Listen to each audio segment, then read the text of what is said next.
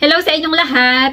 Bali, meron lang akong papatulan na comment na medyo nairita ako. Nabasa ko to kaninang umaga. Kaya lang dahil may trabaho ako ay hindi ko agad nagawan. Pero kung nagkataon na wala akong trabaho, nako, ginawan ko na kaagad ng reaction yung comment niya. Kasi medyo nakakairita at nakakainis. Kasi medyo nakakadegrade ng pagkatao. Sobra siya makakomment. Yung pangalan niya kasi dito sa kanyang ginamit na account ay kakaiba. Baka hindi Pilipino, pero dahil ang mga videos na ginagawa ko naman ay Tagalog at wala itong subtitle, kaya sa palagay ko ay ito isa nating kababayan na hindi ko maintindihan kung ano ang iniisip at kung makakomment ay wagas. Ito yung kanyang comment. What do you expect? Bali, nag-comment pala siya doon sa video ko na 90% ng mga employer dito sa Spain ay matipid, hindi pinapakain yung mga chika, walang binibigay na pagkain. At ito nga ang comment ni Corb Corn. Sabi niya, what do you expect? You're a domestic worker. Work as a professional, not a slave. Grabe siya makakomment. Ano daw ba ang ine-expect nating mga DH kung saan mang parte ng mundo? Kung tayo ay hindi pinapakain ng ating mga amo, ano ba daw dapat ang ating asahan? Baka hindi alam yung nag-comment na kapag nagtrabaho tayo as a domestic worker, ay obligasyon ng ating employer na tayo ipakainin, di ba? Tama. Kahit sa ang panig ng mundo kayo magpunta, basta ang trabaho nyo ay DH or domestic worker, yan ay isang benefits na ating matatanggap sa ating mga amo, na tayo ay dapat nilang pakainin. Tulad nga ng sabi ng amo ko sa akin, dito sa aking trabaho ngayon, sabi niya, ikaw ay kasama yun na kumain or pakainin dito. Ibig sabihin, kasama sa pagiging stay-in na merong pagkain talaga na libre. Kaya lang, ang hindi ko maintindihan, porque hindi ko kinuha yung pagkain nila dito, ay hindi sila nagbibigay. Siguro, ang reason nila ay kung ano yung pagkain na meron dyan, yun lamang. Hindi kami magbibigay ng pera. Kaya lang, hindi naman kasi, wala kaming usapan na gayon. Hindi rin na-explain kung bakit hindi sila nagbibigay. Pero alam nila na hindi ako makain ng pagkain nila. Ayan. Tapos, sabi niya, work as a professional, not as a slave. Grabe naman, okay. Minomotivate mo kami na magtrabaho kami ng isang as a professional. Pero wag mo sana kaming sabihan ng mga slave kasi hindi naman kami alipin. Kami ay isang worker. Nagkataon lamang na kami ay nagtatrabaho sa bahay. Kung ikaw ay isang mayaman at hindi ka nagtatrabaho, good for you. Pero kung ikaw ay nagtatrabaho din either sa company o kung sino mang tao, as a professional, ay parehas lang na din naman tayong worker. Nagkataon lamang na iba ang klase ng trabaho mo. Pero ikaw ay worker din lamang. Hindi ikaw ang boss. Kaya ikaw ay isang worker lang. Ikaw ay kung slave kami, slave ka din ng company na pinagtatrabahuhan mo. Kaya huwag kang makasabi ng slave. Dahil kami ay isang worker na katulad mo. Kung ikaw ay nagtatrabaho, pero kung hindi ka nagtatrabaho at ikaw ang boss sa isang company o kung saan man, eh di good for you. Pero sana, huwag kang manghamak ng iba kasi hindi mo alam kung anong pinagdadaanan ng bawat isang domestic worker dahil ito ay isang malinis at marangal na trabaho na hindi nangangailangan ng mataas na pinag-aralan. Good din for you if you are nakagraduate o nakapag-aral ka ng mataas ng inang kung ano mang course ang natapos mo, ay di maganda. Pero, wag mo nga hamakin ng mga domestic worker kasi hindi mo alam na ang mga domestic worker ay mga graduate din yan. Kaya lang, hindi lang nabigyan ng pagkakataon na magamit dahil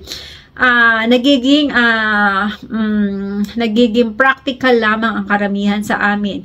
Kung saan mas mataas ang sweldo, yun ang ginagrab namin. Pero wag kang mag-alala. Hindi naman kami, may plano din naman kami sa buhay na hindi naman kami tatanda ng pagiging katulong. Kung ang iba sa amin o iba sa ating mga Pilipino ay tumanda na sa pagiging katulong, choice nila yon kasi nga mas doon sila komportable kasi hindi naman ganoon kahirap at lalo na kung sinuwerte sila sa amo na pinagtatrabahuhan nila.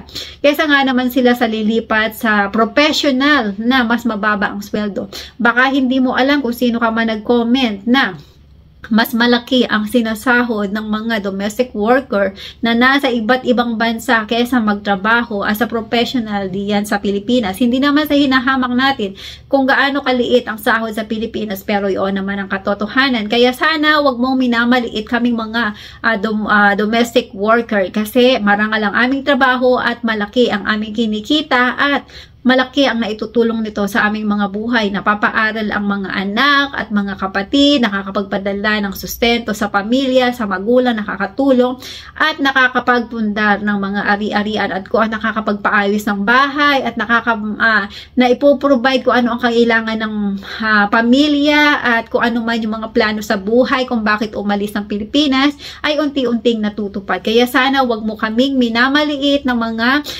domestic worker at hindi kami slave, okay?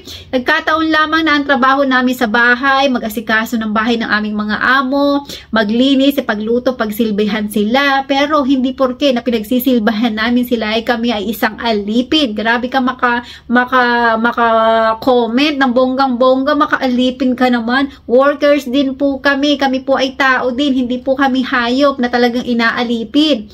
Nagkataon lamang na may mga senaryo lamang talaga na napunta kami sa mga employer na hindi nagbibigay ng pagkain. Pero hindi porque hindi kami binibigyan ng pagkain ay kami ay isang alipin na. Grabe ka makakomment, wagas.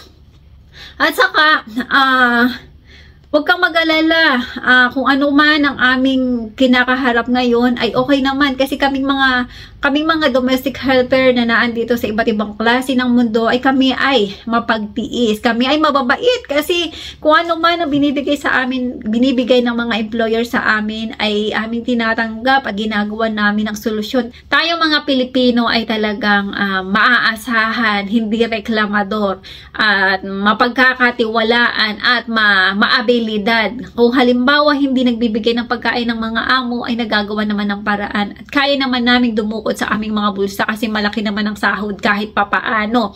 Kaya kung sino man ikaw nag-comment at siguro kung ikaw man ay nakapalo sa aking YouTube channel, sana mapanood mo itong reaction video ko na ito sa iyong comment, na sana ay pakiisiping mabuti naman ang iyong i-comment kung ito ba ay makakasakit. Grabe ka naman. Kasi maraming mga kapwa natin kababayan ang nagtatrabaho sa domestic helper sa iba't ibang klase, sa iba't ibang parte ng mundo. Talagang medyo nakakasakit ka ng bonggang-bongga.